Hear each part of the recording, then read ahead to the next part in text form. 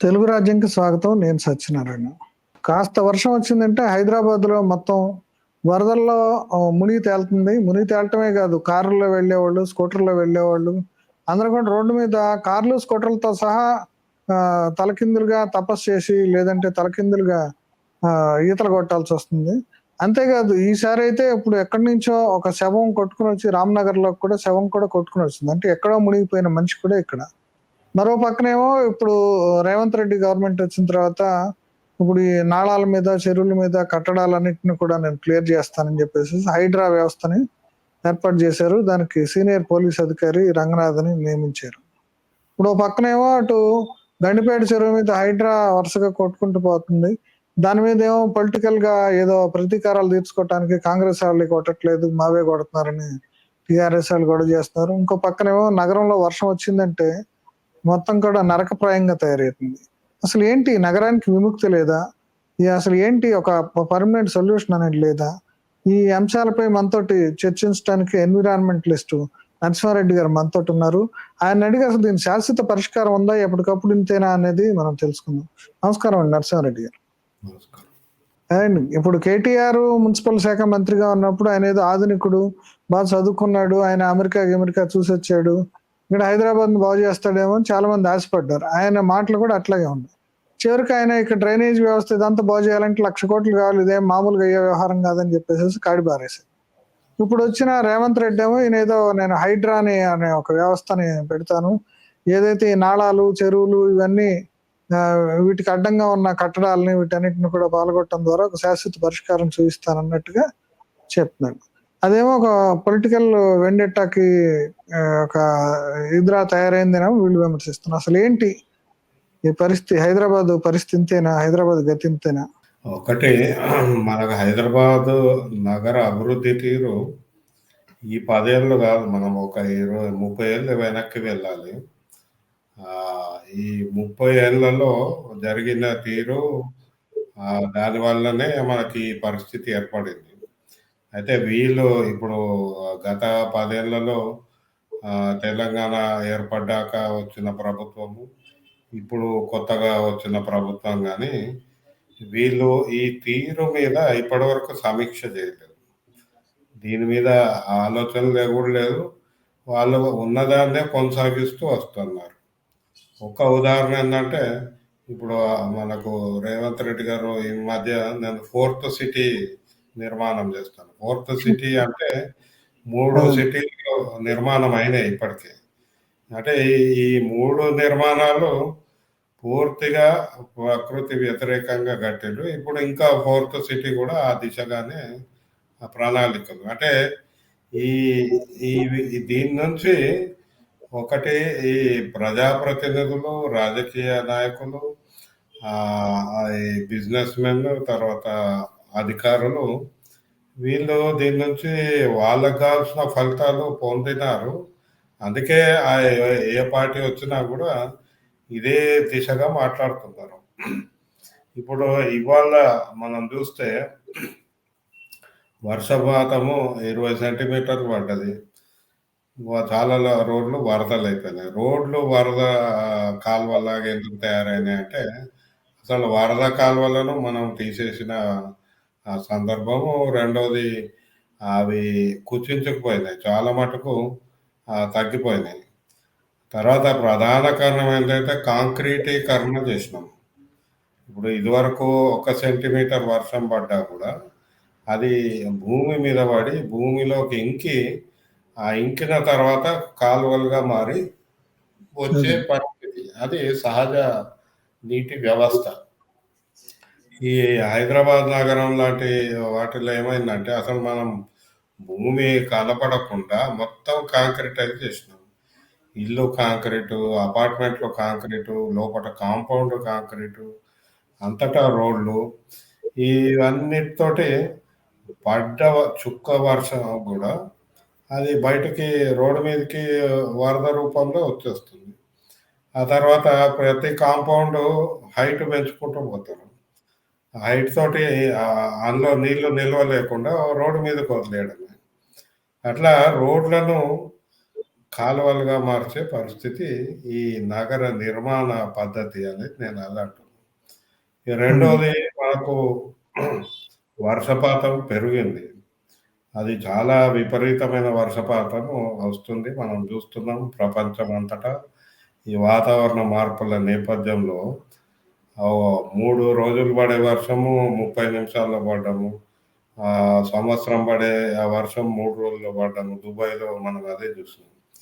అంటే ఈ ప్రపంచవ్యాప్త కాలుష్యం వలన, పర్యావరణం వలన, వాతావరణ మార్పుల వలన మనకి ఇట్లాంటి విపరీత వర్షాలు వస్తున్నాయి అని 10 ఏళ్ల కిందట, 15 ఏళ్ల కిందటనే చెప్పినా కూడా మరి దానికి తగ్గట్టు నగర అభివృద్ధి ప్రణాళికలు మార్చలేదు. అంటే అప్పటికే ఇప్పుడు హైదరాబాద్‌లో హైదరాబాద్ నగరం లోపట జీహెచ్ఎంసీ పరిధిలో మనకు దాదాపు 300 చెరువులు, కుంటలు ఉండేవి. అంటే ఈ ఎగుడు దిగుడు నగరంలో పైన పడ్డ వర్షం కిందికి బారి కుంటలో వచ్చి చేరి, ఆ కుంటలో ఎక్కువైన నీళ్లు మళ్ళా కింద చెరువులోకి చేరి అట్లా చైన్ లింక్ ద్వారా క్రమంగా మూసీ నదికి చేరే వ్యవస్థ ఉండింది. ఈ అదండి. వ్యవస్థను మనం నాశనం చేసినాం. అదేండి. ఇప్పుడు మరి దానికేంటి పరిష్కారం? ఇప్పుడు పోయినసారి కూడా నాళాలు వాటి మీద ఆక్రమణలు రాజకీయ నాయకులు అన్నీ చేయటం జరిగింది. ఇప్పుడు రేవంత్ రెడ్డి వచ్చాక ఆయన ఏదో హైడ్రా అని చెప్పి రంగనాథ్ అనే ఒక ఆఫీసర్‌ని ముక్కుసూటిగా పోయి ఆయన్ని పెట్టి అక్కడికక్కడే ఆక్రమణలన్నీ తొలగిస్తాం అని చెప్పేసేసి ఆ గండిపేట అటువైపు చాలా హడావుడి చేస్తున్నాడు ఆయన. ఇప్పుడు అదేమన్నా దానివల్ల ఉపయోగం ఉందంటారా? ఉత్తుత్తి హడావుడేనంటారా? హైడ్రా పేరు చూస్తేనేమో పెద్దగుంది. అంటే డిసాస్టర్ మేనేజ్‌మెంట్.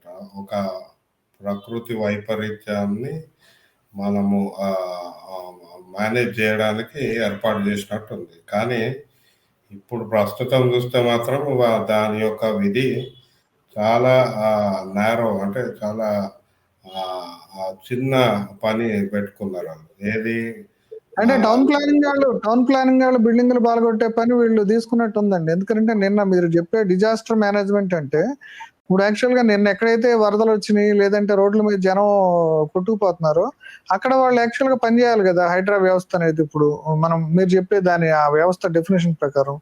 అట్లా కాకుండా ఏదో ఊరంతా మునిగిపోతుంటే ఇక్కడ ఏదో చెరువు కట్ట మీద వాళ్ళేదో వాళ్ళ మానాన వాళ్ళు పని చేసుకుంటున్నట్టుంది గదా! ఇదసలు ఏ రకంగా ఏంటి వాళ్ళు పెట్టుకున్న పేరేంటి? వాళ్ళ ఎయిమ్ ఏంటి? నేను ఏం అదే జరుగుతుంది? అదే అంటున్నా. ఇప్పుడు ఇప్పుడు ఏదైతే విపరీత వర్షాలకొచ్చి వరద బీభత్సము ఇది ఉండొద్దు, నివారించాలంటే అనేక చర్యలు తీసుకోవాలి. ఆ చర్యల్లో భాగం ఒకటే. అందులో చర్యల్లో ఒక భాగము మనకున్న చెరువులు, కుంటలు కబ్జాకి గురైనయి అన్నిటిని వాటిని పునరుద్ధరించడం, రిస్టోర్ జేయడం. ఆ రిస్టోరేషన్‌లో భాగంగా ఆక్రమణల నిర్మూలన. ఆక్రమణల నిర్మూలన అంటే కేవలం వాటిని కూల్చడం గాదు. ఆక్రమణలను కూల్చి వాటిని తీసేసి అక్కడ వాళ్ళు నింపిన మట్టిని తీసేసి ఆ నాలాలను పునరుద్ధరిస్తే అప్పుడు నీళ్ళు మంచిగా ప్రవహించే అవకాశం ఉంటది. అంటే ఇక్కడికి కూర్చడానికే ఇప్పటికైతే ఈ మొదలుపెట్టిందే ఈ మధ్య కాబట్టి వీళ్ళు కేవలం కూల్చడానికే అన్నట్టు అనుకుంటున్నారు. కానీ ఇది కూల్చడం గాదు. ఇది పునరుద్ధరణ కంటే చాలా విస్తృత ప్రణాళికలుండాలి. అందుకే నేనేమంటున్నా, హైడ్రా కేవలం ఒక ఐపీఎస్ ఆఫీసర్ తోటి చేస్తే లక్ష్యం పూర్తి గాదు. దీనికి వాళ్ళకి తగ్గ ఒక మల్టీ డిసిప్లినరీ టీమ్ ఉండాలి. ఇప్పుడు ఏదైతే చెరువులో ఇప్పుడు గండిపేట ఉస్మాన్ సాగర్ చెరువు ఆక్రమణలకు గురైంది. వాటన్నిటిని కూల్చేశారు, మంచిదే. కానీ ఆ కూల్చిన తర్వాత దా అందులో పోసిన మట్టిని వాటన్నిటిని అంటే డీసిల్టేషన్ చేసి అక్కడ మళ్ళీ ఆ చెరువు మంచినీరుగా మారే అవకాశము మనం సృష్టించాలి. సో, దానికి కేవలం ఒక ఐపీఎస్ ఆఫీసర్ సరిపోడు. దానికి ఒక మల్టీ డిసిప్లినరీ టీమ్ అవసరం ఉంటది. అట్లాగే ఇప్పుడు ఈ వరద వస్తున్నట్టు నేను అంటున్నా, వరద రావడానికి కేవలం మన చెరువుల ఆక్రమణే కాదు. నాలాల ఆక్రమణ కూడా ఉంది. నాలాలు ఎక్కడెక్కడ అసలు మారిపోయినాయి. నాలాలే లేవు కొన్ని చోట్ల. తర్వాత ఈ పెద్ద పెద్ద నిర్మాణాలు. అంటే ఈ ఓపెన్ స్పేస్ పాలసీ అవసరం మనకి. ఓపెన్ స్పేస్ కాంక్రీటీకరణ లేకుండా ఇప్పుడు ఒక ఏరియా తీసుకుంటే మీరు ఇప్పుడు కొత్తగా లేఅవుట్ కోకాపేట కావచ్చు, మణికొండ కావచ్చు, ఇంకా ఇప్పుడు ఫోర్త్ సిటీ అంటారు. ఫోర్త్ సిటీ గానీ ఏదైనా గానీ అక్కడ ఓపెన్ స్పేస్ ఎంత పర్సెంట్ ఉండాలి? ఇప్పుడు నార్మల్‌గా మీకు ఈవెన్ చైనాలో గూడా జూస్తాం మనం. వాళ్ళు మల్టీ స్టోరీడ్ బిల్డింగ్స్ 20, 30 అంతస్తులు కట్టుకుంటారు. కానీ వాటి మధ్యలో ఓపెన్ స్పేస్ ఉంటది. ప్రజలు గుమిగూడడానికి ఉంటది. చెట్లుంటాయి. ఒక ప్రకృతిని రీక్రియేట్ జేస్తారు. ఈ ఓపెన్ స్పేస్ పాలసీ అనేది లేనే లేదు మన దగ్గర. మీరు మాదాపూర్ నుంచి తీసుకుంటే కొండాపూర్ గానీ, ఏవైతే ఇది మనకు ఎక్స్‌పెన్సివ్ అభివృద్ధి జరుగుతుందో, ఎక్కడైతే పెట్టుబడి వస్తుందో, ఎక్కడ ఎక్కువ పెట్టి కొనడానికి పెట్టుబడిదారులు సిద్ధంగా ఉన్నారో, అక్కడ మనకు ఓపెన్ స్పేసే లేకుండా చేస్తున్నారు. రివర్ వ్యూ అంటారు. ఆ రివర్ మొత్తం రివర్ మీద కట్టి రివరే కనపడకుండా, లేక్ వ్యూ అంటారు. ఆ లేక్ కనపడదు. ఆఖరికి అది గోడ వ్యూనో, వాల్ వ్యూ అయిపోతది తప్పితే, మనకు అసలు లేక్ గాని ఎట్లాంటివి కనపడవు. సో, ఈ డిజైన్‌లో నగర డిజైన్ ఏదైతే ఉందో, ఆ డిజైన్‌ని మార్చాలి. మాస్టర్ ప్లాన్ మార్చాలి. మాస్టర్ ప్లాన్‌లో కేవలము రెసిడెన్షియల్ జోన్స్, మనకు ఏది లాజిస్టిక్ జోను, కమర్షియల్ జోన్‌లే మాట్లాడతారు గానీ, ఓపెన్ స్పేస్ జోన్ ఉండాలి. వాటర్ జోన్స్ ఉండాలి అనేది ఇట్లాంటి ఇప్పుడే తక్షణమే పెట్టాలి. అది పెట్టి అప్పుడు అనుమతులు ఇస్తే బాగుంటది. ఇప్పుడు ఏమైతదంటే హైడ్రా వల్ల హైడ్రా తోటి డిమాలిషన్ మొదలుపెట్టారు. భయం పెట్టాలి. ఎందుకంటే కబ్జా అనేది సాధారణం అయిపోయింది. అంటే కబ్జా ఇప్పుడు ఈ పని చేయడానికి ఈ హైడ్రా ఇప్పుడు ఏ పని అయితే చేస్తుందో పగలగొట్టే పని, టౌన్ ప్లానింగ్ ఉంది. ప్రతి చోట మున్సిపాలిటీలకి యంత్రాంగం ఉంది. ఇప్పుడు వాళ్ళ ఏదైతే ఇప్పుడు టౌన్ ప్లానింగ్ వ్యవస్థ ఉంది, వాళ్ళందరూ ఆ పని చేస్తున్నారు. ఇప్పుడు ఇందాక మీరు అన్నట్టు ఇప్పుడు డిజాస్టర్ మేనేజ్మెంట్ ఇవన్నీ చేయాలంటే సమగ్రంగా అర్బన్ ప్లానర్స్, ఎన్విరాన్మెంటలిస్టులు, ఇప్పుడు ఇంకా సివిల్ ఇంజనీర్స్ వీళ్ళందరూ ఉండాలి గానీ, ఏదో ఒక ఐపీఎస్ ఆఫీసర్‌ని పెట్టేసేసి ఇప్పుడు నగరం అంతా నేను బాలగొట్టేస్తాను, నా పరాక్రమం చూపెడతాను అనే తరహాలో సాగుతుంది. కదా ఇప్పుడు. అందుకే దాని మీద మీరు హైడ్రా పెట్టే ముందు పరాక్రమాలు ఒకళ్ళ మీద ఒకళ్ళు పరాక్రమాలు చూయించుకుంటే సమస్య పరిష్కారం కాదు గదా! అందుకే హైడ్రా పేరు ఏదైతే ఉందో, ఆ పేరుకు తగ్గ పని చేయాలంటే, దానికి ఆ స్ట్రక్చర్ గూడా అట్లా నిర్మాణం చేయాలి. సరే ఒక వ్యక్తిని పెట్టినాను ఐపీఎస్ కావచ్చు, రేపొద్దున ఎవరినో పెట్టొచ్చు. ఎవరిని పెడితే ఏంది గానీ, it has to be multi disciplinary team ఒకటి. రెండోది కోఆర్డినేషన్ ఉండాలి. కేవలం వీళ్ళే చేయగలుగుతారనేది గాదు. ఎప్పుడు ఒకే సంస్థ జేయలేదు. ఎందుకంటే మనకున్న రాజ్యాంగం ప్రకారం ఒక్కొక్క సంస్థకు ఒక పని ఉంది. కాబట్టి జీహెచ్ఎంసీ చేయాల్సిన పని టౌన్ ప్లానింగ్ గానీ, అనుమతులిచ్చే ఇప్పుడు టీఎస్ బీ పాస్ తీసుకొచ్చారు. ఏది భవనాలకి మీరు అప్లై చేసుకుంటే అనుమతి ఇవ్వడం. అంటే అది సరళీకృతం జేసి నువ్వు ఆన్‌లైన్ ద్వారా చేస్తామంటే వీళ్ళు ఎక్కడ కడుతున్నారనేది కూడా చూడకుండా అనుమతులిస్తున్నారు. ఇప్పుడు అది. మాస్టర్ ప్లాన్ తీసుకుంటే, మాస్టర్ ప్లాన్‌లో వాళ్ళే చెప్పింది. వాళ్ళు ఒప్పుకున్నది. శాటిలైట్ డేటా తీసి మాస్టర్ ప్లాన్ తయారు చేస్తే, చాలా చెరువుల మీద కమర్షియల్ జోను, రెసిడెన్షియల్ జోన్ అని మార్క్ చేసుకున్నారు. ఆ సర్వే నంబర్‌లో పోయి చెక్ చేస్తే కొన్ని బస్ స్టాండ్‌లు, కొన్ని ఇంకేమేమో ఉన్నాయి. అంటే పైనుంచి శాటిలైట్ డేటాని ఎప్పుడైనా గ్రౌండ్ ట్రూతింగ్ చేయాలి. కానీ ఇప్పటికి 12 ఏళ్లయింది. దాన్ని ఇప్పటివరకు సవరించలే. ఇదివరకు గవర్నమెంట్ ఏమన్నది, చాలా తప్పులున్నాయి. మేము సవరించి ఈ 4, 5 మ్యాపులున్నాయి, ప్లాన్‌లున్నాయి. అన్నీ కలిపి ఒక సమగ్ర ప్రణాళిక అని చెప్పారు గానీ, ఇప్పటివరకు బయటకు రాలేదు. ఇదేమైతుందంటే ఇప్పటికి గూడా ప్రాఫిట్స్ కొరకు రియల్ ఎస్టేట్ సెక్టార్ వాళ్ళ ఒత్తిళ్ల మేరకే కొంత పని చేస్తున్నది ప్రభుత్వం తప్పితే, ఒక సమగ్ర ప్రణాళిక జేయాలంటే ప్రజలతోటి దీని మీద అవగాహన అవగాహన ఉన్న వ్యక్తులతోటి, సంస్థలతోటి అధ్యయనాలు చేసి, ఒక విస్తృత ప్రణాళిక చేసి, ప్రజల భాగస్వామ్యంతోటి చేస్తే ప్రజలు కూడా హర్షిస్తారు, ఆహ్వానిస్తారు. వాళ్ళు పాల్గొంటే వాళ్ళకి బలం కూడా వస్తది. ఇప్పుడు హైడ్రా మీద ఇప్పటికే వాళ్ళు కూల్చినయి ఏందండి, ఇప్పుడు మీకు ఒక లెక్క ప్రకారం దాదాపు 20,000 అక్రమ నిర్మాణాలున్నాయి. వీళ్ళు ఈ 4 రోజుల్లో కూల్చినయి 50 కంటే ఎక్కువుండవు. 100 లోపే ఉంటాయి. మరి వేల అక్రమ నిర్మాణాలు తొలగించి, ఆ ప్రకృతి వ్యవస్థను పునరుద్ధరించాలంటే అది పెద్ద కార్యక్రమం. ఆ పెద్ద అదే ఇప్పుడు కార్యక్రమాన్ని మీరు చెప్పినట్టే ఇప్పుడు గవర్నమెంట్లు రియల్ ఎస్టేట్ మనస్తత్వంతో రియల్ ఎస్టేట్ డెవలప్ చేస్తేనే మొత్తం నగరం డెవలప్ చేసినట్టు, ఆర్థిక అభివృద్ధి చేసినట్టు మాట్లాడుతున్నారు. పోయినసారి కూడా కేసీఆర్ ఎక్కడికి పోయినా సరే ఇప్పుడు ఎకరం ఇంతకుముందు 1,00,000 ఉండేదల్లా ఇప్పుడు 20,00,000 అయింది, 30,00,000 అయింది, 1,00,00,000 అయింది. ఇదే అభివృద్ధి అంటే అనేది ఒక చెప్పుకున్నారు. యాక్చువల్గా తెలంగాణ ఉద్యమం వచ్చింది కూడా ఇప్పుడు ఒక సమగ్రంగా తెలంగాణ ఒక ప్రత్యేకతను కానీ ఇక్కడ ఉండే ప్రకృతి పరిరక్షణ, ఎంత సస్టైనబుల్ లివింగ్ ఇట్లాంటివి ఉండాలనే దీంతో తెలంగాణ ఉద్యమం వచ్చింది. ఇప్పుడు అది మర్చిపోయి ఇప్పుడు ఆయన అట్లా మాట్లాడాడు ఉద్యమకారుడు. ఇప్పుడు రేవంత్ రెడ్డి కూడా అసలు ఈయనైతే డైరెక్ట్ గా అసలు ఈయన he is from real estate sector. ఆయన మొదటి నుంచి కూడా నేను రియల్ ఎస్టేట్ ఆడిని, నాకు రియల్ ఎస్టేట్ లో వ్యూహాలు తెలిసినట్టే నేను పాలన చేస్తాను, రియల్ ఎస్టేట్ లో నేను ఒక ఎంటర్ప్రెన్యూర్ గా నేను ఎట్లా సక్సెస్ అయ్యాను అంటే ఆయన మొదటి నుంచి అదే మైండ్ సెట్ తోటి మాట్లాడుతున్నాడు. అంటే ఇప్పుడు అదే ఇప్పుడు మీరు ప్రస్తావించారు కదా, ఈ రియల్ ఎస్టేట్ మనస్తత్వం అనేది గవర్నెన్స్ ని ఎట్లా ఎఫెక్ట్ చేస్తుంది. స్పష్టంగా ఇప్పుడు మనకు రియల్ ఎస్టేట్ ఏంటంటే లేఅవుట్ లెవెల్ థింకింగ్.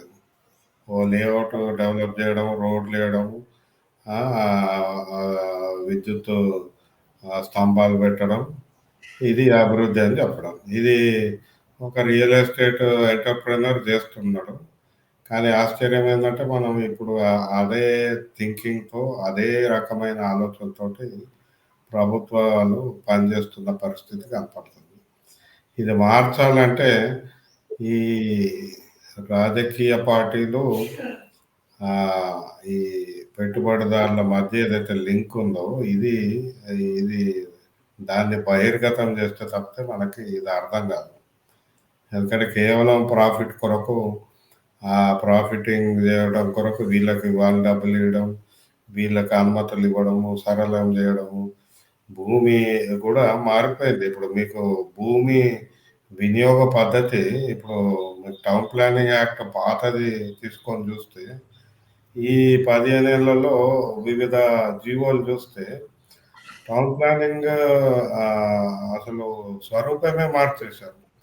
అన్నీ అనుమతులు ఎవడు ఎక్కడన్నా కట్టుకోవచ్చు అనే పద్ధతిన సరళీకృతం చేసి చేస్తే ఇప్పుడు ఫలితం మనం చూస్తున్నాం. అది నిర్మాణం రావడమే అభివృద్ధి. మల్టీ స్టోరీడ్ కడితేనే హైదరాబాదు అంతర్జాతీయ స్థాయికి పోయిందనే పరిస్థితికి మనం వచ్చినాము. హైదరాబాద్ సంతోషకరమైన జీవితం ఉండేది అని ఇప్పటికీ చెప్తున్నారు. తాగటానికి కడుపుకి నీళ్లు దొరకని పరిస్థితుల్లో ఇంకా ప్రభుత్వం ఏం చేస్తున్నట్టండి.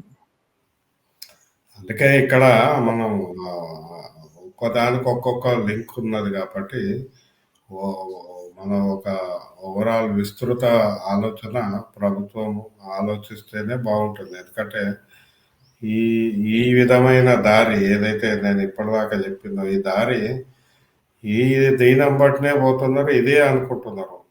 విదేశీ పర్యటన చేసి వచ్చినా కూడా అక్కడ నుంచి నేర్చుకోవడం లేదు. వాళ్ళు నేర్చుకున్నారు. ఇప్పుడు సౌత్ కొరియాలో వాళ్ళు ఒక నదిని నది మీద ఫ్లైఓవర్ కట్టి అసలు నదే లేకుండా చేసి దాన్ని ఫలితం అనుభవించి ఇప్పుడు మళ్ళీ ఒక కాలువ కట్టారు. అంటే ఒక వాటర్ బాడీని రిస్టోర్ చేశారు. అట్లా ఇప్పుడు న్యూయార్క్ ఉంది. న్యూయార్క్లో సెంట్రల్ పార్క్ చాలా పెద్దది. అసలు సెంట్రల్ పార్క్ని ఏమాత్రం డిస్టర్బ్ చేయకుండా వాళ్ళు దాని చుట్టూ నగరం నిర్మించుకున్నారు. మనకి ఇక్కడ కేబీఆర్ పార్క్ ఉంది, ఇటు మృగవని ఉంది, అటు హరిత వనస్థలు ఉంది. ఇది పెద్దలు ఏనాడో మనకి ఇట్లాంటి వసతి ఇస్తే ప్రతి నిత్యము కేబీఆర్ పార్క్ భూమి మీద ఏదో ఒక ప్రాజెక్ట్ తీసుకొస్తుంటారు.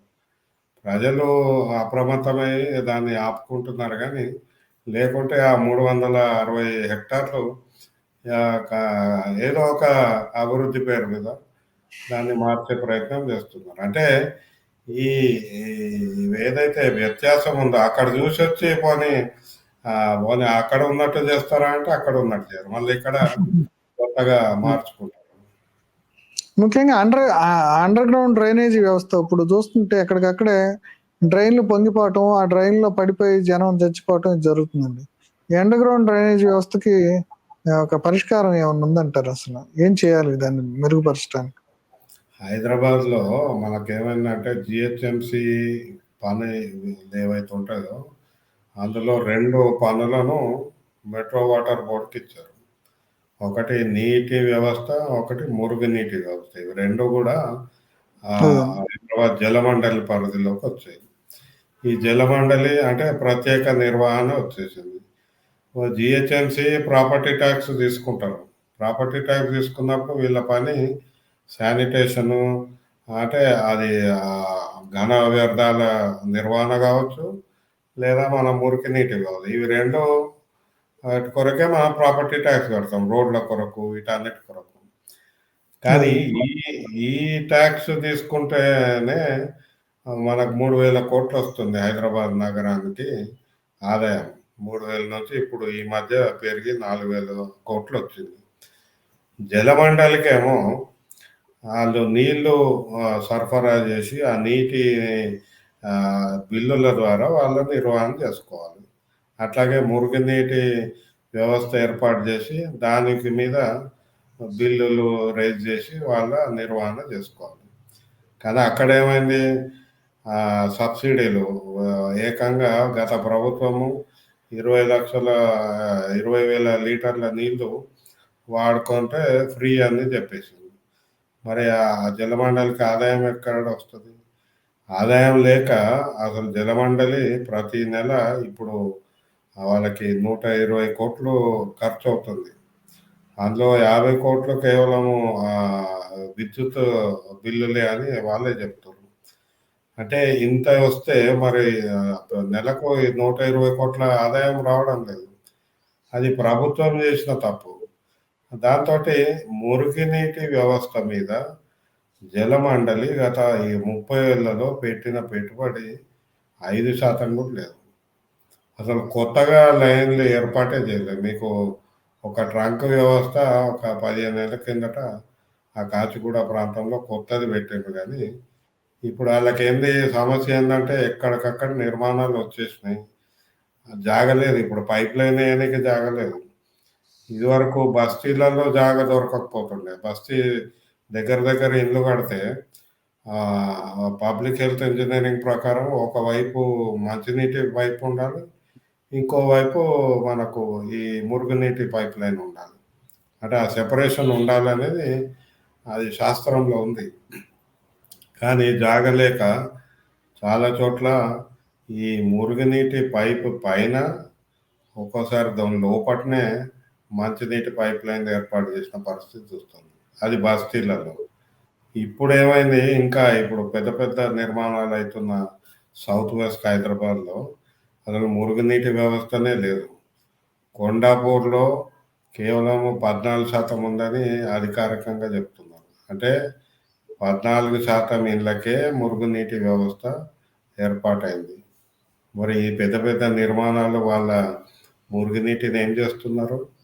అంటే దగ్గరలో చెరువులోకి వదులుతున్నారు. సో, చెరువు పక్కన చెరువు సోపట ఎందుకు కడతారంటే, ఈ మురుగునీటి వ్యవస్థ లేక అక్కడ పారబోయడానికి సులువుగుంటది. మరి ఈ కోకాపేట, మణికొండ ఇవన్నీ కొత్త నిర్మాణాలు వస్తుంటే, అవేమో వేగంగా ఇస్తున్నారు పర్మిషన్లు. ఇప్పుడు మీరు చూస్తే బిల్డింగ్ బీ-పాస్‌లో ప్రతి సంవత్సరము 10,000 నిర్మాణాలు, 20,000 నిర్మాణాలు ఈళ్ళే లెక్కలు చెప్పి సంతోషిస్తున్నారు. ఇంత ఆదాయం వచ్చిందని.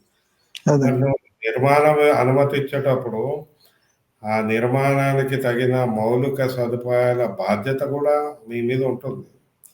మరి అంతే వేగంగా కట్టగలుగుతామా లేదా? కట్టలేనప్పుడు మీరు అనుమతి ఎందుకు ఇస్తారు? రోడ్లు గానీ, మురుగునీటి వ్యవస్థ గానీ, విద్యుత్ సదుపాయం గానీ, ఇవన్నీ ఈ ఎంత వేగంగా నిర్మాణాలు అవుతున్నాయో, అదే వేగంగా మీరు చేయగలిగితేనే నిర్మాణాలకు అనుమతులు ఇవ్వాలి. లేకుంటే ఇవ్వద్దు. ఇచ్చి ఆడ కట్టుకొని ఇట్లాంటి పరిస్థితి వస్తుంది. అందుకే మీరు పెద్ద పెద్ద నిర్మాణాలు ఉన్న చోట్ల కూడా అప్ అండ్ నైబర్హుడ్స్‌లో కూడా మురుగునీటి వ్యవస్థ అధ్వాన్నంగా, ఘన వ్యర్థాల వ్యవస్థ అధ్వాన్నంగా. అంటే మనం పేరుకి ఆ పైన ఫోటోలు తీసుకుంటాం గానీ, కింద మురుగెంతుంది, చెత్త ఎంతుంది ఆ ఫోటోలు తీయము. అది తీస్తే మనం న్యూయార్కా, డాల్లాసా ఏందా అనేది అక్కడ అర్థమవుతది. సో, ఈ అంటే ఇందులో అవినీతి కూడా ఉంది అండి. అవినీతి ఏందంటే ఉన్న నిధులను కేవలం పనికిరాని వాటి మీద ఖర్చు పెడుతున్నారు. మీరిప్పుడు చూస్తే హైదరాబాద్ నగరంలో నెక్లెస్ రోడ్ మధ్య ఏదైతే రోడ్ డివైడర్ ఉందో, దాని మీద ప్రతి సంవత్సరం దాన్ని కూలగొడతారు, కడతారు. దాని మీద ఏదో చెట్లు పెడతామంటారు. అంటే కాంట్రాక్టర్లకు డబ్బులు ఇయ్యనీకే పనులు చేస్తారు తప్పితే, నిజమైన అవసరమైన ప్రణాళికలు లేవు. అంటే ఇవన్నీ వీటన్నిటికీ పరిష్కారంగా ఒక ఎన్కౌంటర్ స్పెషలిస్ట్‌ని తీసుకొచ్చి హైడ్రా వ్యవస్థకి అధిపతిగా చేసి వదిలేశారు ఇప్పుడు. అదే పరిష్కారం అని గవర్నమెంట్ అనుకుంటుంది. మీరేమంటారు? వాళ్ళు బహుశా ఒకటే అంశానికి పరిష్కారంగా తీసుకొచ్చారు. ఆ ఒక అంశము కబ్జాలను నివారించడం. కానీ అది సరిపోదు. అది ఇంకా మనం ఒక విస్తృత ప్రణాళిక ప్రభుత్వం తయారు చేసి అమలు చేయాల్సిన అవసరం ఉంది. ఒకవేళ అతను అంటే హైడ్రా హెడ్ ఎవరైతే ఉన్నారో అతను నిజాయితీగా మంచిగా పనిచేసే వ్యక్తి అయితే అతనికి కావాల్సిన సహాయ సహకారాలు, అట్లాంటి నిధులు, తర్వాత అంటే మల్టీ చేయగలిగిన టీమ్ పని పోలీస్ డిపార్ట్మెంట్‌లో ఉండంగా నేరస్తులను, మావోయిస్టులని ఎన్కౌంటర్ చేసుంటాడు. ఇప్పుడు బిల్డింగ్స్‌ని ఎన్కౌంటర్ చేస్తున్నాడు. దాంతోటి కాదు కదా పని. అది మీతోటి వాళ్ళు చెప్పాలి కదా! అందుకే ప్రభుత్వము పేరుకు తగ్గట్టు విస్తృతమైన ఆలోచన చేయాలి. ఆ విస్తృత ఆలోచన ప్రయారిటైజ్డ్ యాక్షన్. ఇప్పుడు ఇంకొకటి మీరన్నట్టు ఇప్పుడు కబ్జాలను నివారించాలంటే కూలగొట్టడం ఒక స్టెప్ అయితే, దీని తర్వాత నెక్స్ట్ స్టెప్ ఏంది? అక్కడే ఎక్కడో కాదు. ఇప్పుడు ఆ గండిపేట చుట్టూ కూలగొట్టిరు. కూలగొట్టినాక నెక్స్ట్ స్టెప్ ఏంది? నెక్స్ట్ స్టెప్ పునరుద్ధరణ. పునరుద్ధరణ అంటే అవన్నీ అక్కడ ఏదైతే ఇప్పుడు కూలగొట్టిన వ్యర్థాలు, అక్కడ మట్టి అవన్నీ తీసి బయట వేస్తే అప్పుడు గండిపేట చెరువు స్వచ్ఛంగా ఉంటుంది. అంటే which action leads to another action. ఈ సిరీస్ ఆఫ్ స్టెప్స్ ముందు ప్రణాళిక చేసుకుంటే అప్పుడు సార్థకమైన పని వస్తుంది. కేవలం కూలగొడితే మాత్రం భయం వస్తుందంటే రాదు. ఉదాహరణకి అదేంది క్రైమ్‌లో కూడా మనం ఏమంటాము, దొంగతనం చేస్తే చెయ్యి తీసేయమంటాం. దొంగతనానికి చెయ్యి తీసేస్తే దొంగతనం ఆగుతుందా? దొంగ ఎందుకు మారిండు? ఆ దొంగ కి కావాల్సిన ఇంకో ప్రత్యామ్నాయం చూపెడితే దొంగతనాలు తగ్గుతాయి. అంటే ఇట్లాంటి టెక్నో ఫిక్సెస్ అంటారు. ఈ టెక్నో ఫిక్సెస్ వలన సమస్య జటిలమవుతుంది తప్పితే పరిష్కారం కాదు. ఇప్పుడు ఈ 3 హైడ్రా చెప్పండి. హైడ్రా చేయాల్సిన పని డిసాస్టర్ మేనేజ్మెంట్, డిసాస్టర్ నివారణ. అంటే ఈ మనకి ప్రమాదాల నివారణలో మనకు ఈ చెరువులు గానీ, కుంటలు గానీ వాటిని పునరుద్ధరించడం చాలా ముఖ్యమైనది. ఆ పునరుద్ధరణలో భాగంగా ఆక్రమణల నిర్మూలన చాలా మొదటి అడుగు. మీరు నిర్మూలన అనేది కేవలం కూలగొట్టడం కాదు, పూర్తిగా నిర్మూలించండి. అందుకని ఒక్కొక్క చెరువు చేసుకుంటూ వెళ్తే లేదా ప్రధానమైనది ఇప్పుడు మనకు దాదాపు అన్ని చెరువుల మీద ఆక్రమణలు ఉన్నాయి కాబట్టి ఏది ముందు మొదలు పెడితే బాగుంటుందని గండిపేట మొదలు పెట్టారు. ఎందుకంటే అది మంచినీటి చెరువు. అందులో ఇప్పుడు ఇంకా చాలా తీవ్రమైన ఇది సమస్య ఏంటంటే ఈ నిర్మాణాల యొక్క మురికి నీటి పైప్ లైన్లన్నీ చెరువులోకి పెట్టారట. గండిపేట, ఉస్మాన్ సాగర్ మంచినీటి చెరువు అయితే ఆ మురికి నీరు అంతా అందులో కలుస్తుంది. అది ఇప్పటికే ఇదివరకు 5-6 ఏళ్ళ నుంచి చూపడుతున్నాను.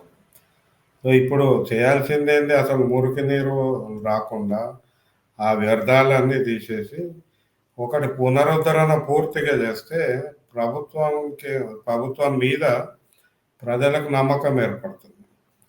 కాబట్టి ఈ గండిపేట, హిమాయత్ సాగర్ కేంద్రీకృతంగా హైడ్రా పనులు చేయండి. అది ఒక 6 నెలల్లో, సంవత్సరము ఒక ఒక సమగ్ర ప్రణాళిక చేసి పునరుద్ధరణ చేస్తే ప్రజలు హర్షిస్తారు, సపోర్ట్ కూడా చేస్తారు. ఇప్పుడు 111 జీవో రద్దు చేసే సందర్భంలో కేసీఆర్ చెప్పడం ఏంటంటే, ఇప్పుడు మనం గండిపేట, ఉస్మాన్ సాగర్ చెరువుల మీద ఆధారపడాల్సిన పని లేదు. ఇప్పుడు మనకి కృష్ణానది నీళ్ళు వస్తున్నాయి, ఇంకా ఎన్నో వందల ఏళ్లకో లేకపోతే ఇన్నేళ్లకు సరిపోతుంది, ఇంకా వాటి మీద ఆధారపడక్కర్లేదు, అందుకనే 111 జీవో రద్దు చేసినా పర్లేదని చెప్పారండి. ఇప్పుడు ఏంటి దాని మీద పరిస్థితి ఏంటి? అవన్నీ ఫాల్స్ స్టేట్మెంట్స్. మనకు గోదావరి నుంచి మేము 60-70 టీఎంసీలు తీసుకొస్తున్నాం, ఇక మీకు 50 ఏళ్ళ వరకు ఉండదని చెప్పిన సంవత్సరంలోనే నీటి కొరత ఏర్పడింది హైదరాబాద్లో. ఆ నీటి కొరత ఇప్పటికీ మనకు కొనసాగుతుంది, కానీ కనపడట్లేదు, ప్రభుత్వం చూడట్లేదు. హైదరాబాద్ నగరంలో దాదాపు 40-50% మందికి మంచినీటి సరఫరా నిరంతరము లేదు, అవసరమైనంత మేరకు లేదు. అది వాళ్ళ లెక్కలే చెప్తున్నాయి. మీరు చూస్తే ఇప్పుడు కాళేశ్వరం నీళ్ళు ఏవో కొన్ని వచ్చినాయి చూస్తే ఎంత అటు ఇటు చేస్తే 400 ఎంజీడీ, అంతకుముందు 350 ఎంజీడీ. మనము ఇంకోటి ఏంటంటే సోర్స్, ఇప్పుడు 50 ఏళ్ళ దాకా నీళ్ళు అష్యూరెన్స్ ఇస్తుంటే గోదావరి ఎండిపోయింది, గత 2 ఏళ్ళు ఎండిపోయింది. గోదావరిలో నీళ్ళు లేవు, వస్తున్న నీళ్లు ప్రాణహిత నుంచి. ఆ ప్రాణహిత కూడా రేపు పొద్దున్న ఛత్తీస్గఢ్ పైన 10 ప్రాజెక్టులు ఉన్నాయి, అవి కట్టినాక ప్రాణహితలో నీళ్లు ఉండవు.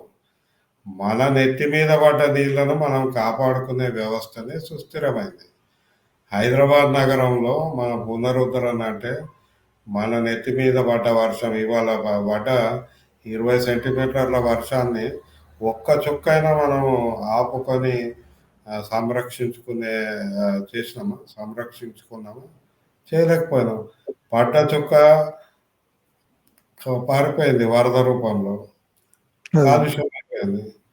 మనం నెత్తి మీద పడ్డ నీళ్ళు ఎన్ని టీఎంసీలు పడుతున్నాయి.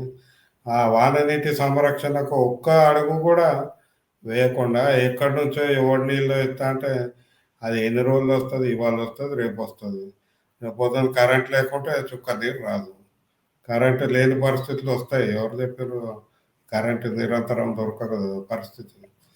కాబట్టి అనేక ప్రమాదాలు ఉన్నప్పుడు, రిస్క్ ఉన్నప్పుడు మనము ఎక్కడి నుంచో తీసుకొస్తామని చెప్పడం ఆయనకి అవగాహన లేదు. నగరంలో ఉస్మాన్ సాగర్, హిమాయత్ సాగర్ రెండు కూడా గ్రావిటీ, అసలు మన కరెంట్ అవసరమే లేదు, గ్రావిటీ ద్వారా నీళ్లు 5 లక్షల మందికి మంచినీళ్ళు అందిస్తాయి. అంటే జీరో ఖర్చు. నెత్తి మీద అంటే తల మీద, మెడ మీద నెత్తి ఉండి ఆలోచన ఉన్న వ్యక్తి ఎవరైనా కూడా ఈ వ్యవస్థ బాగుంది అని కొనసాగిస్తారు. దీన్ని ధ్వంసం చేసి నేను ఎక్కడి నుంచో తెస్తున్నా అని చెప్పడం అంతకంటే ఫూలిష్ ఆలోచన ఏది ఉండదు. అండ్ ఇప్పుడు కూడా ఈ మూడు నగరాలు, హైదరాబాద్, సికింద్రాబాద్, సైబరాబాద్, మూడు ఒక పక్క చినుకు పడితే వరదతో మునకేసి ఇట్లాంటి డిజాస్టర్ వచ్చే పరిస్థితులు ఉండగా, ఇంకా మళ్ళీ వేరే కొత్త నగరం, 4వ నగరం నిర్మిస్తానని చెప్పేసి ముఖ్యమంత్రి చెప్తున్నారు. ఇప్పుడు ఆ నగర నిర్మాణంలో తీసుకోవాల్సిన జాగ్రత్తలు ఏంటి? ఈ 3 నగరాల అనుభవాన్ని దాన్ని దృష్టిలో పెట్టుకుని ఎట్లా డిజైన్ చేయాలంటారు? నేను అదే ఇందాక అన్నా, ఇప్పుడు ఈ నగరం నిర్మాణాలు ఏవైతే ఫోర్త్ సిటీ అంటున్నారో, ఫస్ట్ ఓల్డ్ సిటీ అంటే అక్కడ ప్రస్తావన రాలే గానీ ఇక మనం అవగాహన మేరకు ఫస్ట్ సిటీ ఓల్డ్ సిటీ, తర్వాత మిగతా సిటీ, తర్వాత మాదాపూర్ ఈ ప్రాంతాలన్నీ థర్డ్ సిటీ, ఇప్పుడు ఫోర్త్ సిటీ. నేనే ఇప్పుడు మనం ఇదే క్రమం చూసుకోండి. ఓల్డ్ సిటీలో కనీస సదుపాయాల కంటే అధ్వాన్న పరిస్థితి ఇప్పుడు థర్డ్ సిటీలో ఉంది. ఇప్పుడు ఈ ఫోర్త్ సిటీలో ఈ అనుభవాల నుంచి నేర్చుకోకుండా మళ్ళా కేవలము బిల్డింగ్ల మీదనే ఫోకస్ చేయబడితే ఆ రియల్ ఎస్టేట్ రేట్లు పెరిగిపోయినాయి. లేఅవుట్లలో ఎన్ని ప్లాట్లు అమ్ముడు పోయినాయి, అపార్ట్మెంట్లు ఏముంది అమ్ముడు పోయినాయి. కేవలం ఇదే దృష్టి ఉంటే మాత్రం ఆ ఫోర్త్ సిటీ థర్డ్ సిటీ కంటే కూడా అధ్వానంగా ఉంటుంది. కాబట్టి ఇప్పటికైనా మనము పర్యావరణ అనుకూల డిజైన్ చేయాలి. అదేదో కొత్తగా చేస్తుంది కదా! చాలామంది ఇప్పుడు మార్చుకున్నారు. ప్యారిస్ లాంటి నగరం కూడా వాళ్ళు మార్చుకుంటున్నారు. మనం అవును. మార్చుకుంటా జ్ఞానం తెచ్చుకొని మార్చుకోవచ్చు. లేదా మన దగ్గర జ్ఞానులున్నారు, అనుభవజ్ఞులున్నారు. వాళ్ళ సలహాలతోటి మార్చుకుంటే బాగుంటది. ఇంకోటి కేవలం ఇంజినీర్లే చేయగలుగుతారంటే తప్పది. ఇంజినీర్లు కాదు. ఇలా అనేక రకాల ఎక్స్‌పర్టీస్ అవసరం ఉంటది. కాబట్టి మల్టీ డిసిప్లినరీ టీము ఉంటేనే ఫోర్త్ సిటీ కొద్దిగా లీవబుల్ స్పేస్ అంటే మనం జీవించే స్థాయికి ఫోర్త్ సిటీ వస్తది. లేకుంటే మళ్ళీ కాంక్రీటీకరణ, మళ్ళీ అక్కడ ఇది ఆ దిక్కు అంతా కొద్దిగా ప్రకృతి మంచిగా ఉంది ఇప్పటికి. ఇప్పుడు ఈ ఫోర్త్ సిటీ వచ్చినాక అది పూర్తిగా నాశనం అవుతుంది. ఓకే అండి. ఏదైనా గాని ఒక సమగ్రమైన ప్రణాళిక లేకుండా ఏదో ఒక హైడ్రానో అది ఇట్లాంటి వ్యవస్థలను పెట్టి ముందు బిల్డింగులు కూలగొట్టటం తోటి లేతే చిన్న చిన్న పరిష్కారాలతోటి హైదరాబాద్ నగరాన్ని బాగు చేయడం సాధ్యం కాదని, ఇదే పందాన్ని అనుసరిస్తే రేపు ఫోర్త్ సిటీలో కూడా ఇంతకంటే అధ్వాన పరిస్థితులు ఏర్పడతాయని చెప్పేసేసి నరసింహారెడ్డి గారు చెప్తున్నారు. ఈ అంశాలన్నీ మాకు చెప్పినందుకు థాంక్స్ అండి. Thank you sir. ధన్యవాదాలు. Please do subscribe to Telugu Rajyam channel. Please do subscribe to Telugu Rajyam channel. Please do subscribe to Telugu Rajyam channel. Hi అండి, నేను మీ ఆర్పీని, నెల్లూరు పెద్దారెడ్డి చేపల పులుసు ఓనర్ని. మీరు తెలుగు రాజ్యం అనే ఈ యూట్యూబ్ ఛానల్ సబ్స్క్రైబ్ చేసుకుని మంచి మంచి వీడియోలతో వస్తారు. Thank you so much. Hi people, I'm Sonakshi Verma and you please watch Telugu Rajyam and please subscribe to the channel.